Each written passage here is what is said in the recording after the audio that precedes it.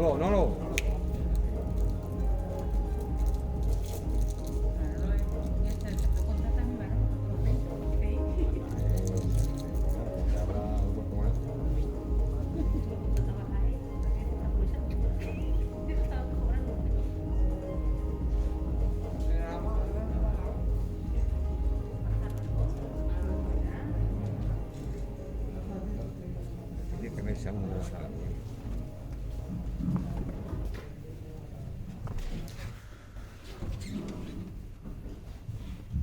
Bueno, buenas tardes a todos y a todas y darle la bienvenida a la joya de la corona, como le digo yo, de nuestro pueblo, nuestra Casa de la Cultura. Una Casa de la Cultura que para mí es un gran placer y un gran orgullo poder ofrecer a escritores como Florentino y a todo lo que esté relacionado con la cultura en nuestro pueblo y fuera de nuestro pueblo. Una Casa de la Cultura que nos ha llevado muchísimo tiempo, muchísimo esfuerzo para poder culminar esta obra, para mí faraónica, porque los recursos con los que contamos nuestro ayuntamiento muchas veces no nos permiten llegar donde realmente quisiéramos llegar para estar a la altura de las necesidades de nuestros vecinos y vecinas. Yo, cuando participo en un acto como este, me siento tan orgulloso que no tengo calificativo para expresar ni la ilusión que me hace poder contar con estas instalaciones, ni soy capaz de creerme muchas veces que estoy en una Casa de la Cultura que es la envidia de la provincia actualmente. El poder ofrecer a nuestros vecinos y a nuestras vecinas unas instalaciones como esta es un gran logro porque el hecho de poder recrearse a la hora de hacer una presentación de un libro en nuestro pueblo y no tener que salir fuera de Villaverde tantas veces como se ha echado de menos el poder contar con este tipo de instalaciones, pues imagínense lo que supone a un equipo de gobierno que entra sin experiencia y sin recursos. El hecho de poder contar con estas instalaciones pues nos abre un gran campo, una gran diversidad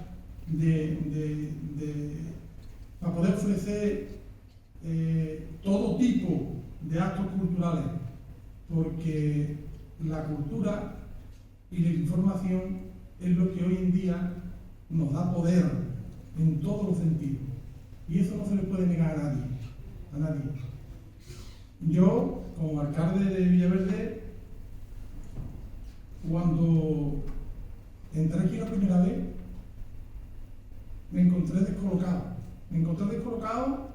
porque era una obra que en un principio necesitaba muchísimo esfuerzo a la hora de poder culminarla, sobre todo por los recursos económicos, por lo que he contado, y veíamos que esto era un proyecto interminable. Y hoy en día es una realidad. A mí me da muchísima satisfacción cuando los vecinos de nuestro pueblo nos dicen: parece que nos transportamos a otro pueblo, parece una ciudad. Eso es lo que este equipo de gobierno quiere para nuestro pueblo. Un pueblo con concepto de ciudad. Un pueblo abierto a la influencia externa para que estemos a la altura de nuestro entorno, para que este tipo de actos se puedan celebrar en nuestro pueblo, para que Florentino no tenga que ir a ningún otro pueblo ni a ningún otro sitio a poder presentar su libro. Lo dicho, hoy el protagonista es Florentino, no quiero robarle más tiempo y espero que estas instalaciones y este tipo de eventos sean del agrado de todos y cada uno de los que estamos aquí. Ahora doy paso al concejal de Cultura y Deporte, Jesús Sarmiento. Gracias.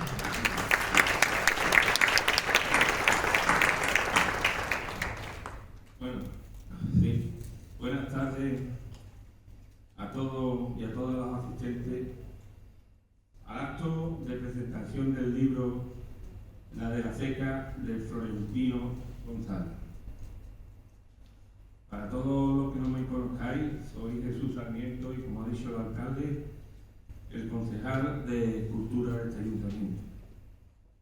Y quiero comenzar agradeciendo a Florentino su invitación a este acto. Y lo digo sinceramente, sin cumplidos. Y es que de la Concejalía de Cultura u otra cualquier concejalía son muchos los momentos ingratos que se viven. No tener recursos económicos suficientes hacen que a veces se tengan que descartar proyectos y planes culturales. Pues bien, esos momentos ingratos se compensan con momentos como este.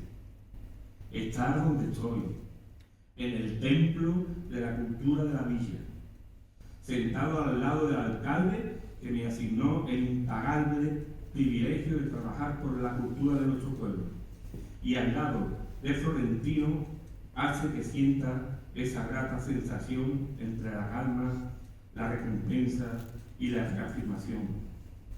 Por eso, de nuevo, muchas gracias, Florentino, por invitarme y hacerme partícipe del parto de tu primer libro. Muchas gracias, Florentino.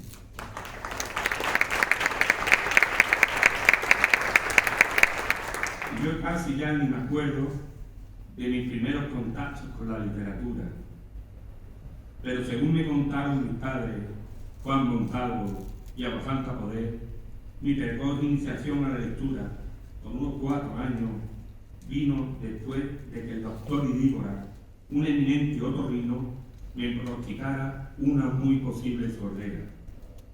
Había que enseñarme a leer con urgencias, ya que eso paliaría la pérdida de ese sentido tan vital para las relaciones humanas. Al doctor Idígora debo de agradecerle 2 cosas.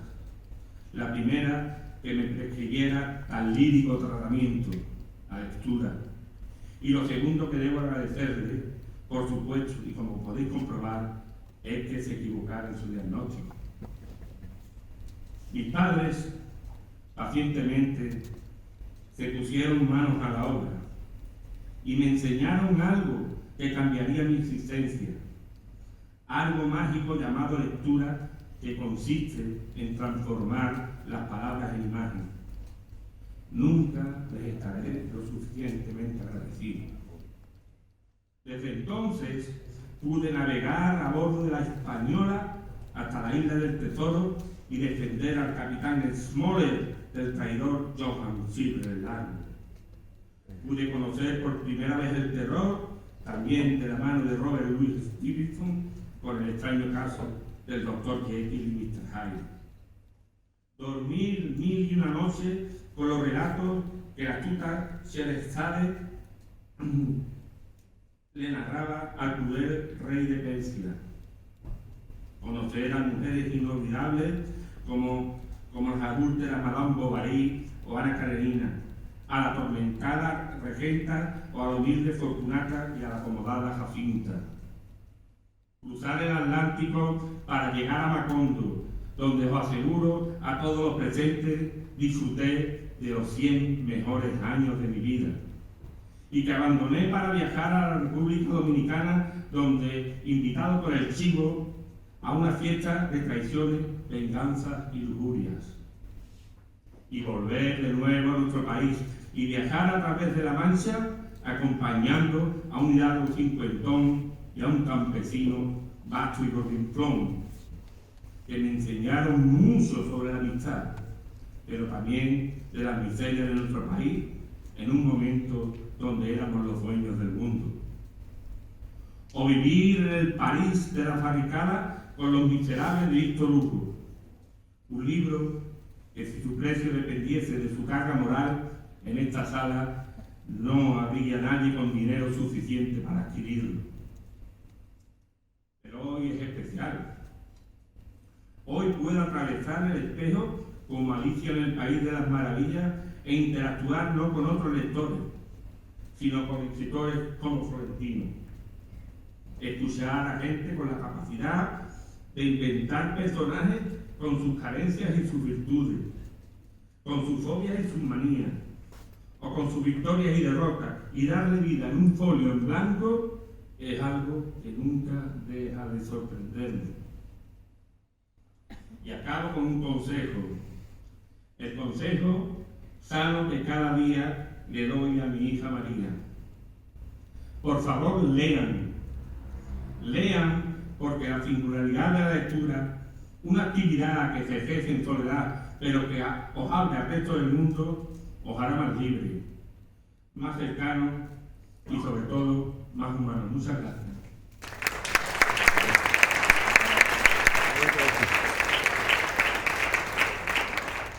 Ahora voy a leer una sobre la presentación del libro de Solen.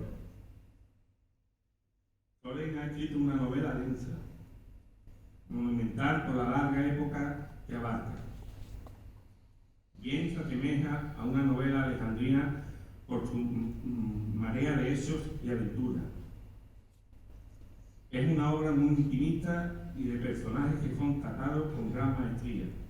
Ernesto, Álvaro, Josefa, Francisco, Justo, que entre todos llenan de vitalidad la narración. La novela se apoya en un notable dominio del espacio histórico que se relata, no dejando extraviarse al lector por su exactitud y el fardo preciso de sus descripciones, sobre todo de sitios andaluces muy conocidos. Sobresale la narración una intensa vivencia de los personajes principales por las diferentes geografías humanas con las que se encuentran en sus vidas. Y ese es un acierto notable.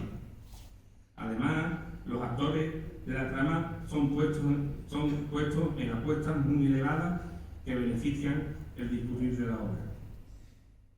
Los escenarios descritos son vivos y creíbles, lo que le confiere más valor a la narración. Estupendas las referencias a la guerra de la independencia, a Isabel II, la anteguerra, el fin de la guerra civil, de los diccionarios de Muñoz Grande y la dictadura. Esta es una novela que está muy bien documentada históricamente, muy cuidada y está escrita en tono intimista y a veces épico. Gracias.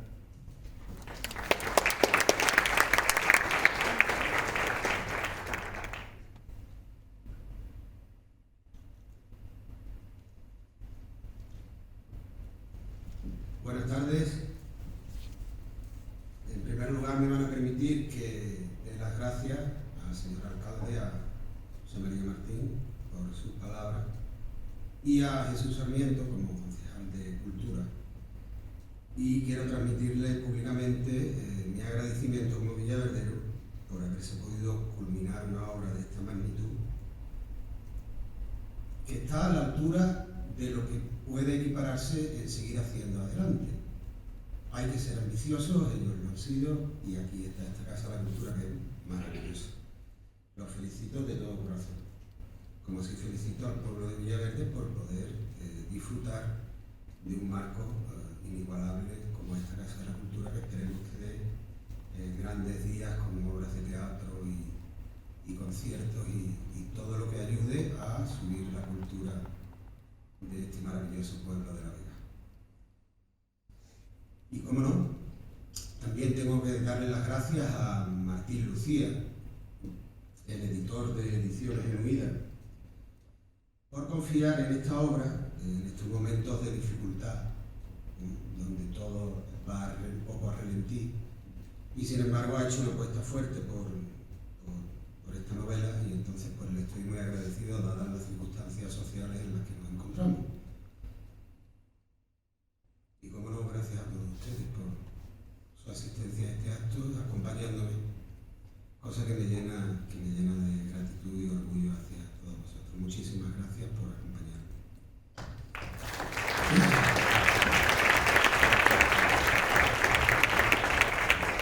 Miren, me van a permitir que empiece mi alocución haciendo un alegato hacia las abuelas, esos personajes entrañables y maravillosos que compartimos años con ellas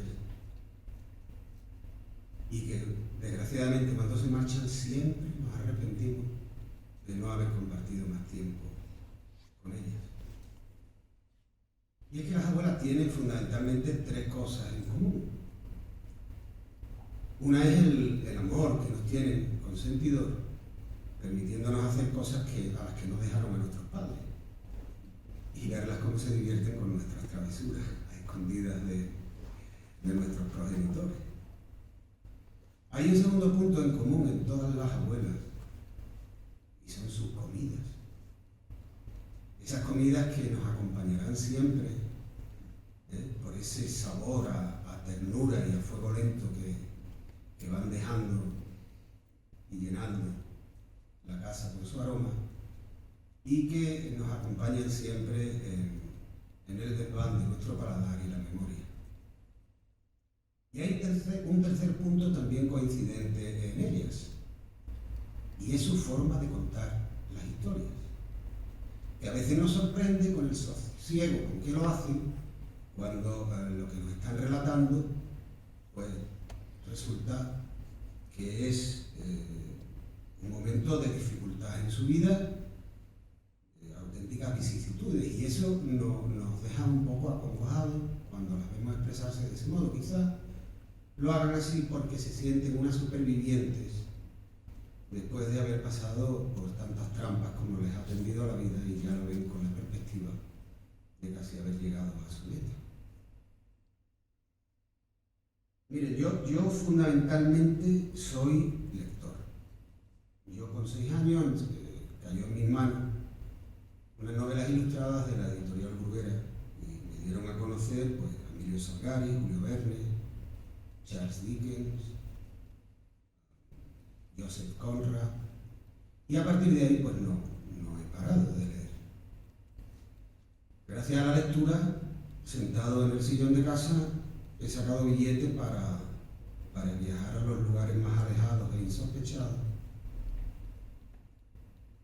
y he sido testigo en primera persona de grandes hazañas de la historia, de grandes descubrimientos, pero también la lectura me ha dotado de armas para defenderme en este mundo que es terrible y cargado de peligros, donde la maldad y el engaño acecha por tantos sitios. Y para eso me ayudaron otros autores, pero bueno, no viene al caso, no les quiero aburrir. Entonces, cuando uno es un lector tan empedernido, tan voraz, de leer libros diarios, un libro al día, entonces, antes o después, termina surgiendo una pregunta. Y paralelo a esa pregunta, termina surgiendo un deseo. La pregunta es, ¿yo sería capaz de contar una historia que fuera interesante para los lectores, al igual que lo hacen mis autores favoritos? Y unida a esa pregunta, pues nace un deseo. Claro que me gustaría. Entonces ya la cosa ahí cambia. Cambia en el sentido de que mentalmente uno se va preparando para intentar contar una historia que sea capaz de atraer la atención del lector. Bueno, y para ello se utilizan muchos resortes, como la memoria de hechos y de sucedidos que uno tiene conocimiento y que podría hablar de ellos. Bien también el proceso creativo arduo de intentar hilvanar una historia. Pero a mí me ocurría una cosa cuando hacía todo esto. Yo desde el principio quería que la obra fuera muy ambiciosa. No era escribir para entretenerme, era intentar algo más. Entre otras cosas porque no sé hacer las cosas a medias. Y entonces fui muy exigente en la búsqueda de esa historia. Tanto así que deseché muchísimas y me aburrí de hacer como hacía Federico García Lorca, salvando las distancias. Buscar en los sucesos de la prensa y demás, como por ejemplo de ahí nacieron obras como Yerma y Hojas de Sangre, por poner un ejemplo. Bueno, pues no daba yo con mi historia. Yo no encontraba lo que quería contar. Porque repito que desde un principio mi intención es que fuera muy ambiciosa. O sea, no ponerme sí, igual me pego un bofetón tremendo. Pero ese fue el germen de todo. ¿Sí? He comenzado hablándole de las abuelas y de cómo sus narraciones nos sorprendían a todos.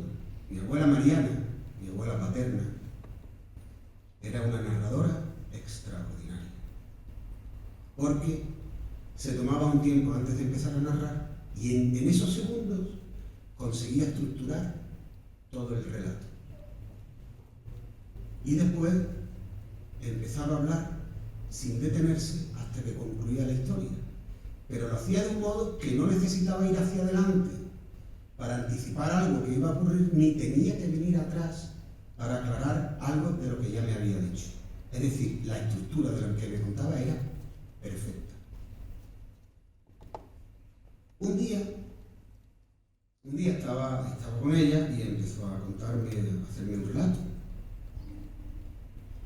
Y cuando llevamos unos minutos hablando, veo yo que guarda silencio, el rictus se le demuda, empieza a mirar hacia otros lados, intentando esquivar mi mirada, y al cabo de 15, 20 segundos, resopló y continuó con el relato. Y aquí, a mí aquello me extrañó muchísimo, porque no era su forma de expresarse, ni muchísimo menos.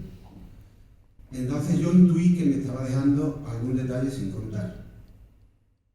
Y empecé a insistirle para que lo hiciera. Ella lo negaba.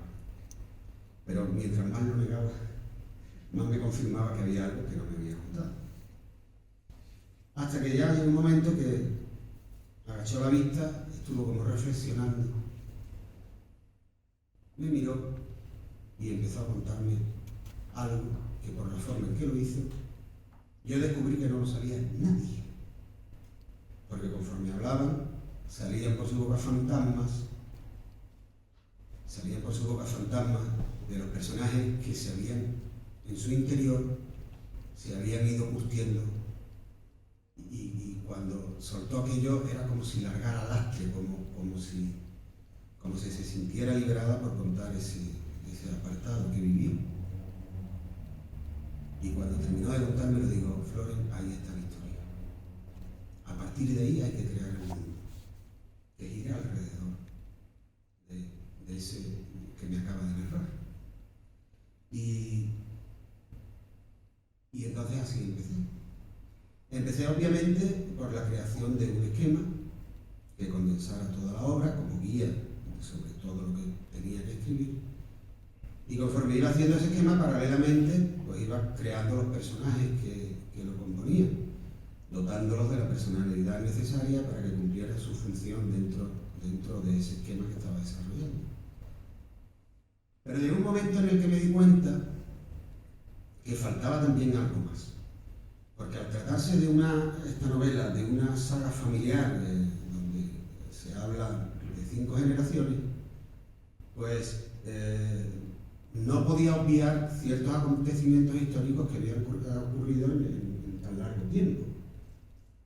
Porque la guerra de Cuba, por poner un ejemplo, produce un cambio en la sociedad española cuando después de Cuba se pierde Filipinas y entonces termina de caer lo último que quedaba del Imperio Español. Entonces, los cambios sociales, económicos que vinieron tienen que influir en los personajes. Ya digo que era una apuesta muy ambiciosa, con lo cual quería hilvanar muy bien y ser lo más honesto posible con el comportamiento de los personajes. Y entonces pues me tuve también que poner a sacar todo un archivo de documentación histórico, aparte del que necesitaba de la obra por sí. Es decir, la obra necesitaba que me documentara de botánica, de astronomía, de astrología, de plantas medicinales, de medicina y farmacopea del siglo XIX, pero paralelamente, pues yo veía que tenía, porque tiene su influencia en la vida social, en el comportamiento de la sociedad. Entonces los personajes tienen que estar impregnados de esa realidad. Por ejemplo, el COVID ahora, que estamos viviendo desgraciadamente, y que por desgracia se ha llevado a tantas personas conocidas y demás, pues está teniendo una influencia social, laboral, familiar, a todos los niveles. Entonces, ¿Cómo no va a influir las características del reinado de Isabel II? Pues influye en la sociedad. Entonces, fue un trabajo bastante arduo el que tuve que hacer, pero lo hice con mucha calma, teniendo muy claro el objetivo, mientras dejaba que el esquema madurara e introduciendo las correcciones que creía más oportunas para todavía que la obra fuera más redonda, fuera más certera, en lo que quería explicar. Y así fui, pues, así fui poco a poco.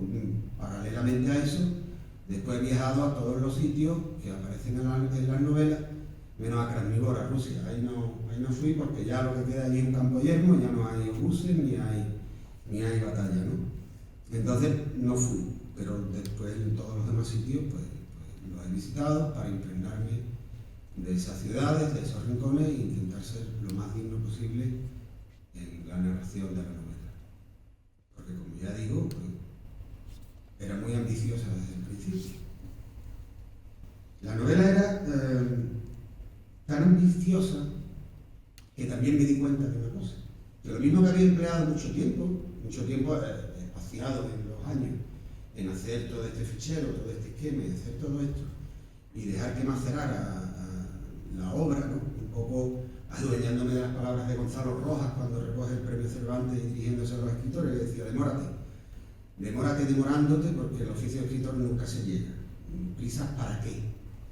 Y entonces, bueno, pues lo hice muy tranquilo, compatibilizándolo con mi vida familiar, con mi vida social, con mi trabajo, con todo eso, teniendo muy claro el objetivo, que finalmente tenía que ver la luz de esto, ¿no? Sin prisa, pero sin pausa, como se suele decir. Pero también me di cuenta de una cosa. Cuando llegó el momento para sentarme a escribirla, me di cuenta que no podía hacerlo de ese modo. Porque entonces contravenía mi deseo de que la novela estuviera narrada como una abuela que cuenta una historia. Y para eso tenía que tener de educación plena.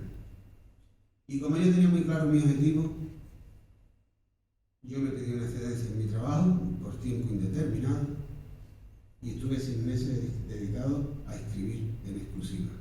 Me fui a Costa Ballena, me recluí y estuve un mínimo de 14 horas diarias escribiendo hasta que concluí el primer manuscrito.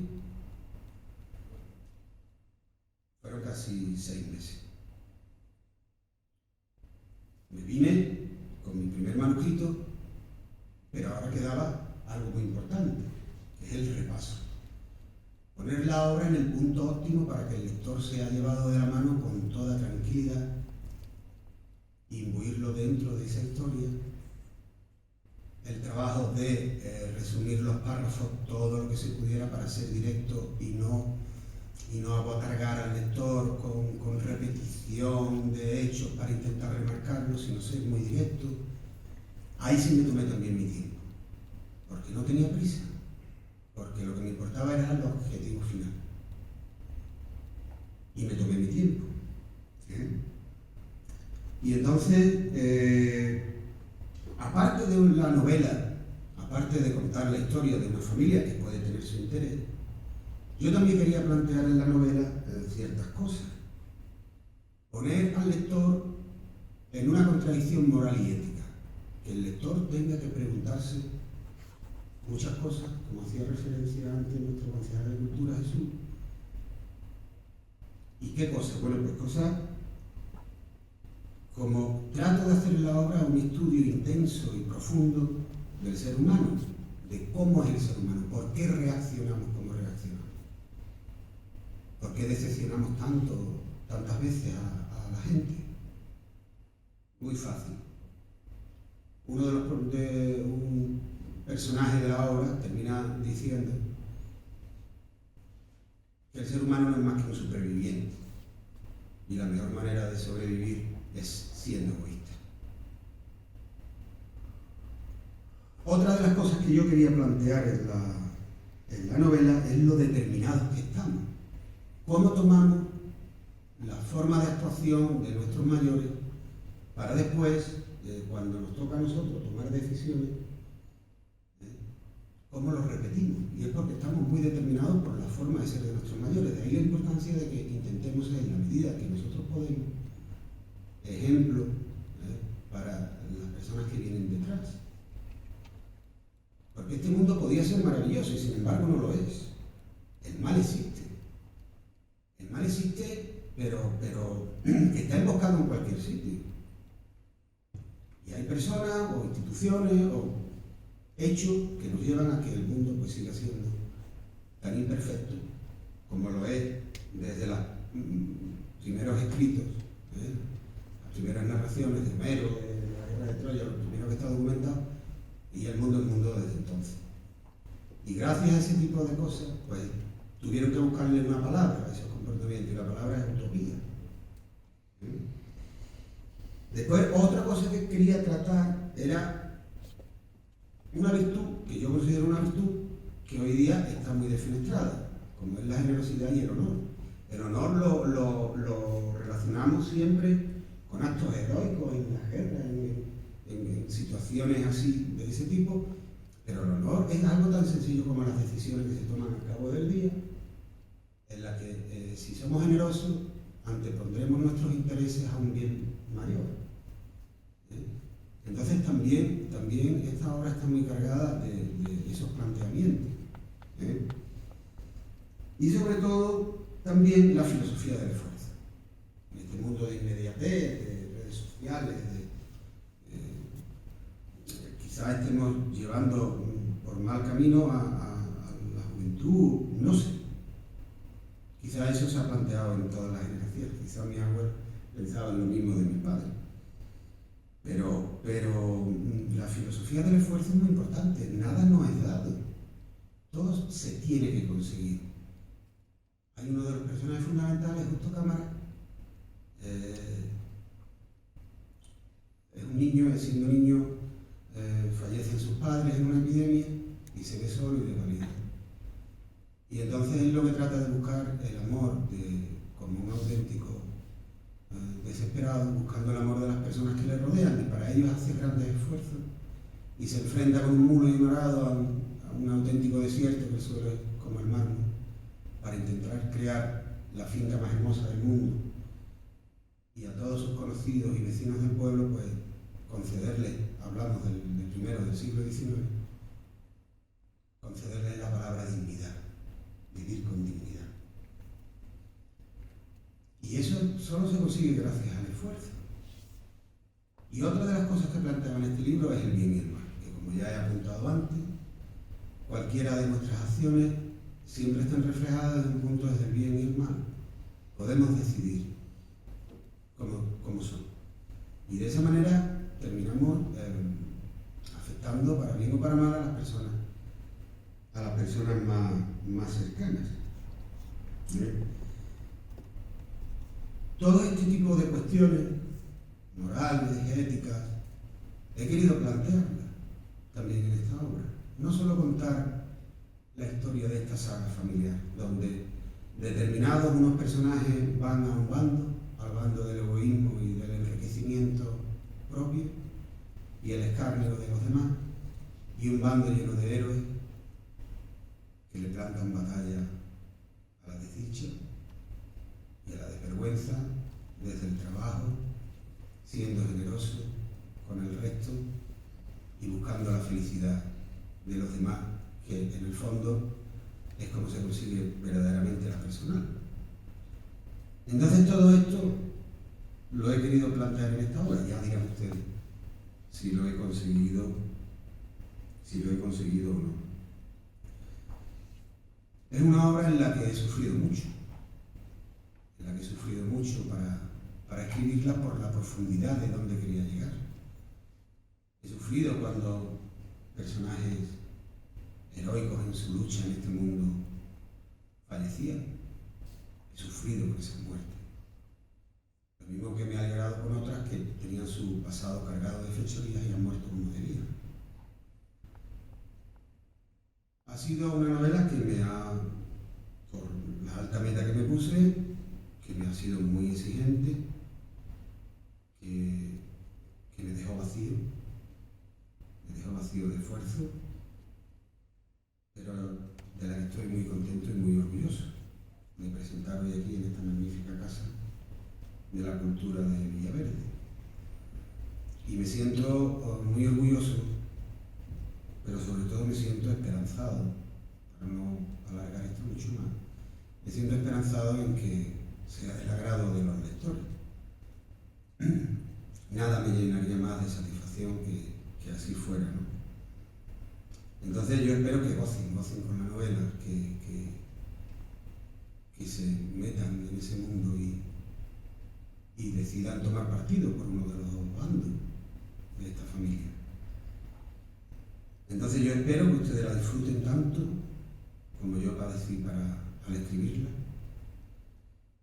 Y también les pido que se vayan adueñando poco a poco de los personajes que la componen, porque será una forma de que a mí me vayan abandonando. Esos fantasmas que mi abuela me transmitió hoy moran en mí. Pero tengo la esperanza de que una vez que ustedes vayan adueñándose de esos personajes, vayan desapareciendo de mi vida. Yo espero que les guste, porque les puedo asegurar que está escrita con toda la pasión del mundo. Está escrita con toda mi alma. No sé hacerlo mejor.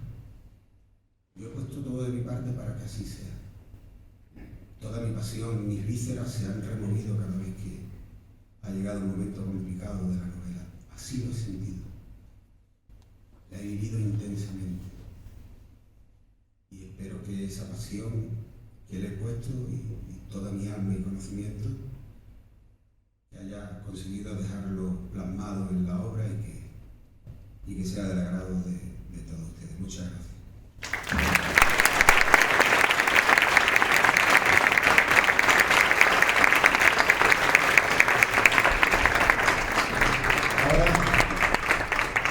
Ahora quisiera también, si ustedes me lo permiten, quisiera hacer entrega de un ejemplar de la novela para esta maravillosa Casa de la Cultura. Para la Casa de la Cultura de Villaverde, con mi gratitud por todas las facilidades que me han brindado, porque en verdad, tanto por parte del alcalde como del concejal de Cultura, no he tenido más que facilidades para que se pudiera celebrar este acto, que he disfrutado muchísimo en este entorno porque me parece una auténtica maravilla. Y bueno, pues yo les hago entrega de este ejemplar para que glose los fondos de la biblioteca y que vaya adquiriendo notoriedad y que la Casa de la Cultura, después de este trabajo inmenso que ha realizado esta corporación, pues se vea refrendado con más actos culturales que sirvan para enriquecer a toda la comunidad de Villaverde. Muchas gracias. Le hago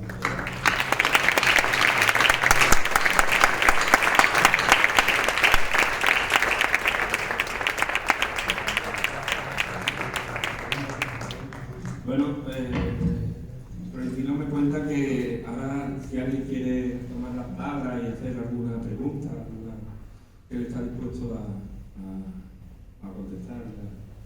En fin, y alguien de... Se nota que es la hora del aperitivo. Por aquí sí hay una pregunta. Una publicidad, por ahí. Hola, José Antonio, buenas tardes. Gracias por estar aquí. ¿Qué edad tenías cuando tu abuela te confesó? Yo tenía, cuando mi abuela me confesó aquello, yo tenía 38, 39 años. Tenía. O sea, ha sido una novela de mucho recorrido, porque si sumamos que voy a hacer 52 ahora, es mucho tiempo, pero ya he comentado que, bueno, también cuando realizaba el esquema, perfilaba los personajes, cuando tuve que hacerme de toda la documentación, que la documentación de toda la obra prácticamente han sido 80, para hacer exactos 77 libros, los que he tenido que estudiar y sacar información de todos los aspectos que quería tocar. Entonces, eso lo hice muy espaciadamente, porque tengo una vida, yo no pensaba ganarme la vida escribiendo, ojalá. Eso sería para mí el mayor regalo del mundo, ¿no? Poderme dedicar a escribir. Pero bueno, lo hice muy espaciado en el tiempo, porque tengo mis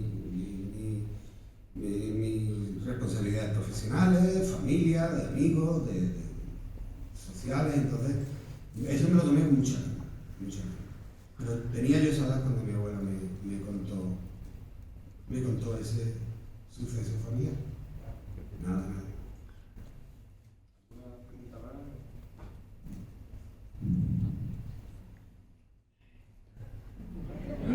Muy bien, Antonio.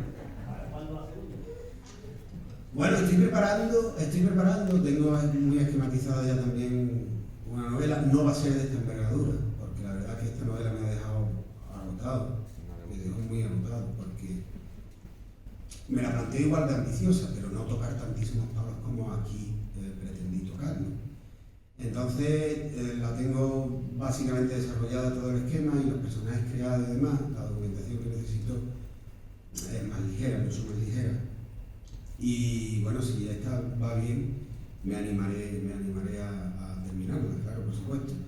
Porque claro, después de tantas miles de horas que yo le he dedicado a esta novela, porque han sido miles de horas, evidentemente repartidas en mucho tiempo, pero me ha producido un cansancio mental grande. Por eso un poco hacía referencia a que se vayan adueñando un poco de los personajes para yo sentirme libre por fin de ella, porque todavía me pesa mucho. Todavía, bueno, a las últimas, cuando el editor me mandaba las alegadas para los repasos finales, decía, por Dios santo, otra vez repasar, después de 80 repasos que lleva la novela. Pues bueno, tan es así que del manuscrito ya que yo mandé a la editorial no han tocado ni una coma, pero bueno, había que buscar fallos para evitarlos en la edición, y decía yo, otra vez tengo que repasar, Dios mío, así 4 veces más, ¿eh? La general Martín ha sido muy exigente en ese sentido y creo que lo veréis en la obra que está muy cuidada en ese sentido. Y entonces he terminado muy cansado, y entonces si esta se da bien la terminaré, pero si no se da bien, yo creo que no me pongo. Yo creo que no me pongo porque aunque necesitaba muchísimo menos que esta, bueno, hay que ponerse y hay que restarle horas a la familia, a los amigos, al trabajo, por supuesto, pero supone un esfuerzo que no sé si estoy dispuesto a hacerlo ahora mismo. Y mira que la tengo perfilada además para ponerme y escribirla, pero ahora mismo la verdad estoy con tranquilidad, José Antonio, estoy tranquilo en ese sentido. Bueno, ¿alguien más que...? Ahí. Te voy a transmitir una pregunta que me han hecho a lo largo de estos días. Yo no he querido decir nada. Sí.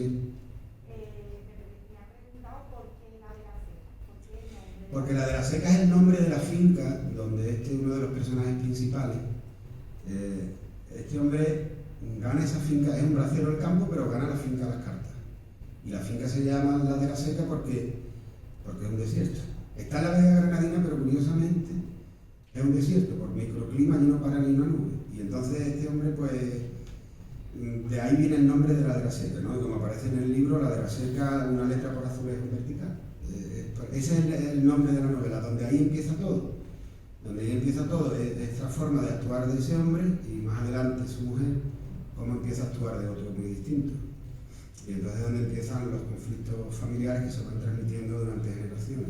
Uno luchando por llevar a cabo el sueño de crear la belleza y crear un mundo digno, y quien no está dispuesto a compartir eso con nadie. De ahí el nombre de la novela, es el nombre de la finca que da germen a todo. Por eso el nombre. Y por eso en la portada, por ejemplo, también, ¿no? Donde se ve en un primer plano un árbol y después pues, los campos en un atardecer y eso. ¿Alguna...?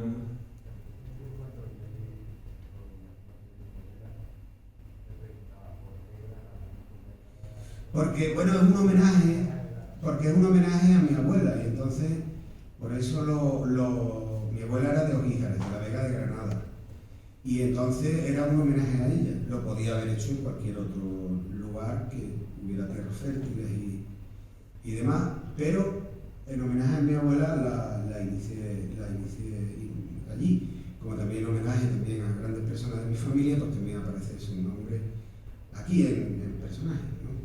Pero por eso la de esto allí en Granada. En Ojíjares, en honor a mi abuela, que va dedicado el libro, va dedicado a ella. Ese ha sido el motivo. Bueno, ¿alguna otra pregunta? ¿El alcalde quiere...?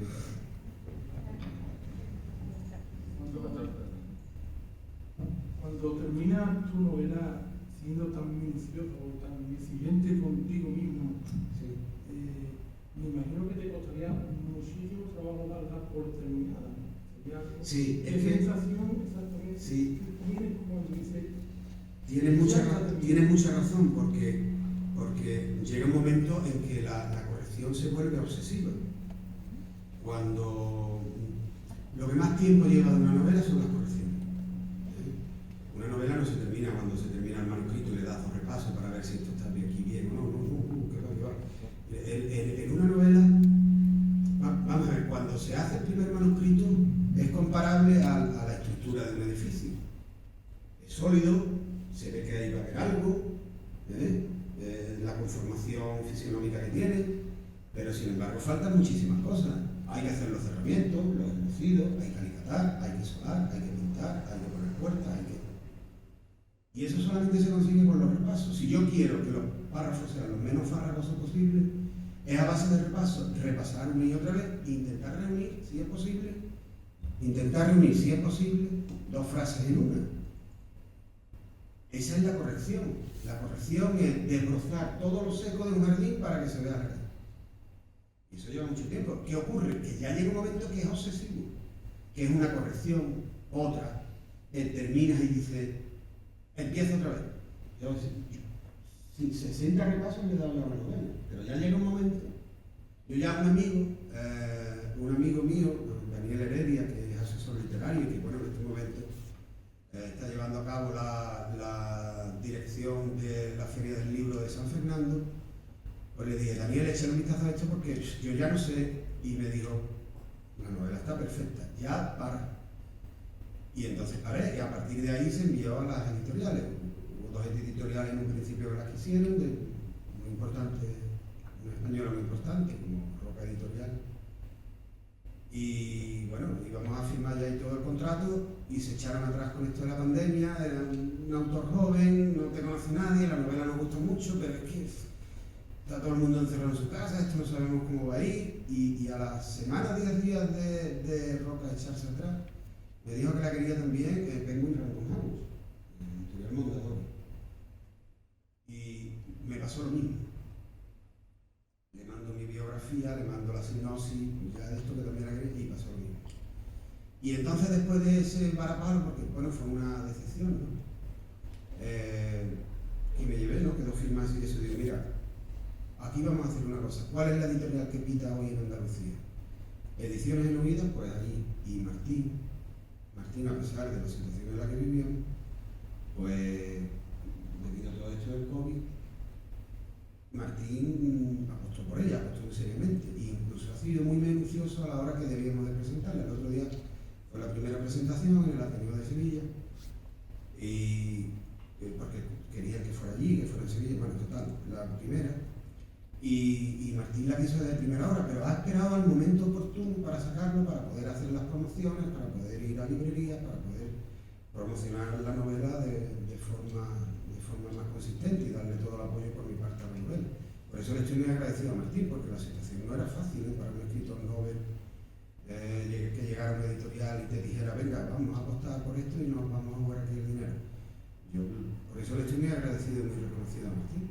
Yo de esos dos primeros intentos que me llevé, primero la ilusión de que te diga una editorial de esa envergadura, como Penguin Random House, que es la mayor editorial del mundo, que te diga que la quiere y después a la semana te diga que no, pues fue un bofetón. Yo de verdad, bueno, este mismo lo puede decir, bueno, yo poco menos que necesito tratamiento psicoterapeuta. Y entonces digo, no, nada, bueno, ha pasado esto, pero ya habrá alguna que quiera. Y Martín, cuando la leyó, dijo, la queremos, y le estoy muy agradecido por ello. Y después las correcciones de las agregadas. Las correcciones, es que parar se vuelve, el repaso se vuelve obsesivo. Si quieres afinar mucho una novela, se vuelve obsesivo. Es lo que más tiempo se lleva de la novela, ¿no? de una novela cuando se escribe. Es lo que más tiempo lleva.